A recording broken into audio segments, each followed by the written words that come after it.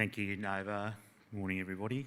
I want to pay my respects to the Larrakia people and all the traditional owner groups present, and also echo Nova's sentiments this morning. Where sitting here yesterday, it was actually a real privilege to see that, as Nova said, the pride and love of country and sustaining culture the presenters showed yesterday, and was evident in the room, in the having coffee at lunch.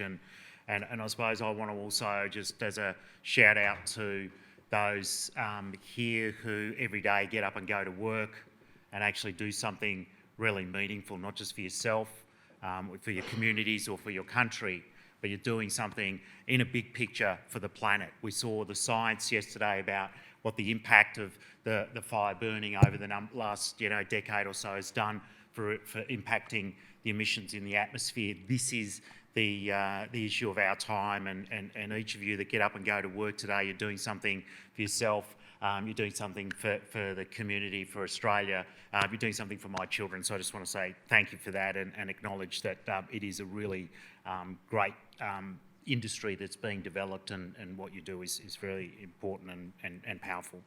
I want to acknowledge and thank the organisers. I know what it takes to put together an event like this, but to bring everyone together and to have the program designed and all of the speakers and all of the people to come from around the country to come here. I think the organisers have done an awesome job. Bringing people together, as we've heard a number of times over the last 24 hours or so, is so critical. My background, just very briefly, is I started professional life as an environmental studies teacher. I feel like I do that every day. Go to work. My first class was in the southeastern suburbs of Melbourne at Keysborough Tech, an all-boys technical school, and my first class was teaching the greenhouse effect, and had the chorus from the students of, this is rubbish, sir, what are we ever going to... They didn't call me sir. So what are we ever going to use this for? And then fast forward sort of 20 years, and I was working as a sustainability advisor at a major bank in Australia. Which bank, you may ask? And I had the same thing every day. So what are you talking to us about these environmental issues? We're a bank, it's got nothing to do with us.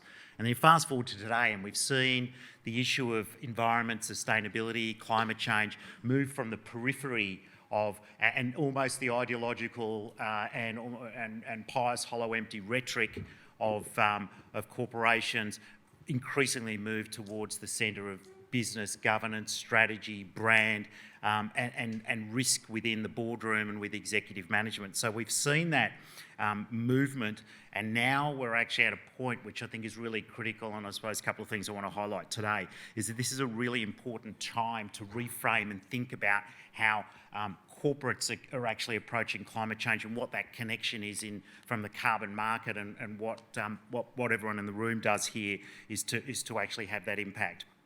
I've been fortunate in my background to be involved in the development of the carbon market from the early days of the Carbon Farming Initiative to being the CEO of the Carbon Market Institute in Australia when it was first formed, and then to work as a CEO of a company that was working with corporates on delivering carbon offset solutions. So I've got some insight into the dynamics of the supply and demand that I kind of want to highlight two things today, to just a couple of key messages, food for thought, if nothing else. Firstly, is that the corporate demand for high quality offsets with integrity is not going away, and Indigenous carbon offsets will continue to command a premium. That's present continuous. The other thing is, as I said, I wanted to touch on, is this is a time, I think, for the industry, which I'm calling us collectively in this room here, is to reframe how Indigenous carbon offsets are valued, priced and sold, and that's the carbon market aspect I want to touch on. So just go to the first bit, what's going on inside corporate boardrooms. Again, I feel fortunate I've been able to move in and out. I feel like a sort of an undercover spy sometimes, because I'm sitting in rooms where I go, do they know who I'm here? But one of the things that we've seen is that we've had that policy position, sustainability is important, then climate change is something we're addressing, and then we've got these targets that we're going to reduce our emissions by, and suddenly, very quickly, we've had the scrutiny over corporates going, well, okay, so you've got these targets and you've got these emission reduction, but how are you actually going to deliver that, and what's it going to cost? And that second question is really critical, because now I think what corporates are kind of turning their attention to is, oh, hang on a minute, we actually have to deliver against this. These voluntary targets are not voluntary. They're actually mandatory. You can't just say, I'm going to reduce my emissions as a major corporate by 25% by 2030 and then go net zero by 2050 without actually having some sort of plan in place, some decarbonisation strategy, but importantly, putting money against that. And that dynamic is the thing that's just going to change really quickly this year, and it started to in some of the major corporations, and that is that putting funds against actually delivering that outcome. And so in the first instance you've had, and some of you may have worked in the wonderful world of sustainability in corporates, and you know there's never been a budget associated with that work. It's never been corporate and public relations. But now there's actually a budget that's coming against that. It's important to recognise that that budget isn't just about, here's an annual budget we want to spend on offsets. It's actually increasingly around how do we actually give confidence to our investors that our emissions reduction trajectory is something we know how much it's going to cost us. And so they're starting to think about that long-term exposure that they have in terms of not knowing what the price is. So the interest to get into the carbon offset space is because any company that is going to be carbon neutral or to be net zero, as they're purporting, offsets are going to form some part of that equation. Not all, and not maybe as a preference, but it's going to form some part. It's very hard to abate everything in terms of the operation of an industry, and you know, more power to those organisations that are really trying to do that without offsetting. But it's going to be an important consideration and part of any net zero strategy. So those things then start lining up. If you're going to have offsets as part of your strategy, it's going to be meaningful long-term financial commitment. Then the question is, well, how do we participate in this market? And as many of you know, there's been a lot of scrutiny over the integrity of the types of offsets out in the marketplace. Some valid and some not. And some of those integrity questions even highlighted on a recent Four Corners report about projects in PNG. Corporates are very, very protective of their reputation, and they have to trust the party that is actually selling them offsets. And in the past, I don't think that they've actually asked the kind of questions that they're going to ask in the future, which is, give me some confidence that if we're going to incorporate these offsets as part of our strategy and we're going to invest in them, that it's not going to come back to bite us and damage our reputation. And so where we've seen sort of questions, even in the lead up to the review that we've heard about, the Chubb review, question marks over human-induced regeneration, question marks over landfill gas, internationally question marks over REDD+, preservation of rainforests, and the types of methodologies that are getting scrutiny. I think it's come up a few times over the last day or so, is that the Indigenous carbon component sort of offset supply has not been questioned. The integrity has not been something that there has been any great question around. So when you look at then that corporate strategy, that ability to manage risk and brand and reputation, Indigenous carbon offsets sit really neatly within a safe harbour for a future commitment and an external communication about what a company's doing.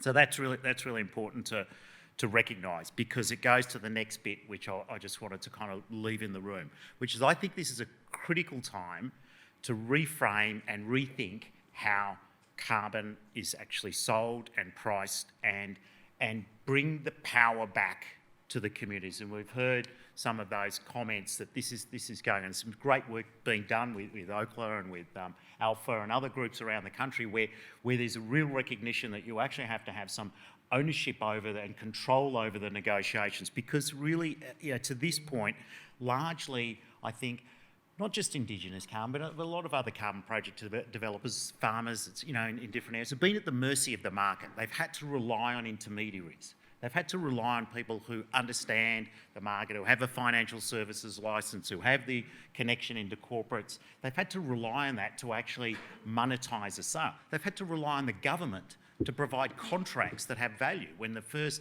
ERF contracts were struck, the whole model was wrong. No matter how much we jumped up and down about it, the minister at the time, Greg Hunt, wanted to set the lowest price that you could possibly do, and the regulators set the benchmark price too low to start with. Now, it gave long-term for contracts, and it's stimulated the markets while we're here today, but it was still too low. So we've been at the mercy of decisions that are made in a policy sense, but then also the intermediaries. And I think that Sissy mentioned the words sharks, this morning. I think there's been some levels of unscrupulous operators, but in the wonderful world of commerce, people are out to make a buck. And so people get margins where they can and get do deals where they can, and transactions happen. But, I know my time at the Carbon Market Institute, we wanted to bring in an institute, a code of conduct, and those things need a lot of time to develop, but they also need constant refinement. And so the ability to actually use codes of conduct and operating practices will come into a nascent market and be strengthened. But I think there's some ways where I think the intermediaries, if you like, have played a really important role as well, because corporates and the buyers need education about what exactly is an offset from which markets and different standards and how you price them. So there has been some mutual benefit there, but the lack of knowledge about the value of offsets is diminishing, and this is where I think there's an opportunity to reframe this. So if I would sort of put a few thoughts out there, I think, to bringing the powers back to negotiate. The first thing is that there is a competitive environment in the supply and demand dynamics. There's less of the supply of high quality offsets for the demand that's not only exists now, but is going to come in the future. And I'm talking about the voluntary market, not so much the compliance market, but in the voluntary market. That demand is going to continue to grow as we see growth in carbon neutral commitments, as we see continued investment in that net zero strategy. So one thing to think about is play corporates off each other. Right? In the past, it's been the corporates. It's been a buyer's market. I think we've got to reframe this as a seller's market. If you've got high levels of exclusivity about what you offer and to who, that's where you get the price uplift. If in Indigenous carbon, there is an opportunity to actually define that this is very exclusive to get access to these offsets. Therefore, you pay. So what are the models that you can do that? Is there a way to actually bring in-house into, under the industry body, for example, a mechanism where, carbon is there's competency internally within the industry here to be able to trade, to be able to do an annual auction where you actually put it on corporates and say, you tell us what price you're prepared to pay. When we had Tom, I think it was, from the LRF saying, the average price is $95 a tonne when you're pricing co-benefits. Why wouldn't that be the standard price? Not the spot price of ACCUs, which is typically landfill gas. That's not the spot price. That's not the market benchmark. So create a benchmark where you say, well, no, there's 1.2 million tonnes a year of issuance coming from Indigenous carbon. In much the same way like the Wheat Board has all of these farmers around the world, and the Australian Wheat Board has a trading arm. And so you want to buy wheat, you go through the trading arm of that thing. I'm gonna finish now. There's a lot I want to say to you, but I think clarity around what is it that you actually can offer in the marketplace, and defining the standards, defining the co-benefits, getting consistency and alliance across the groups, but rethink the actual sales process and how you bring in and develop the competency across the groups, and maybe it's through the industry body, because I know from starting a small industry association at the Carbon Market Institute, if you've got strong aligned members, you can be authoritative, you can be confident of what you say, you can be influential, you can be impactful, and you can have a seat at the table, and then they will listen. And that doesn't have to be just to government, that's to corporates as well. So I think, it's a great time, and I think out of today, out of these discussions, I think there's a really good work plan that could be about how to better trade and sell Indigenous carbon. Thanks. Thank you, Peter. If I could ask Sean Appo.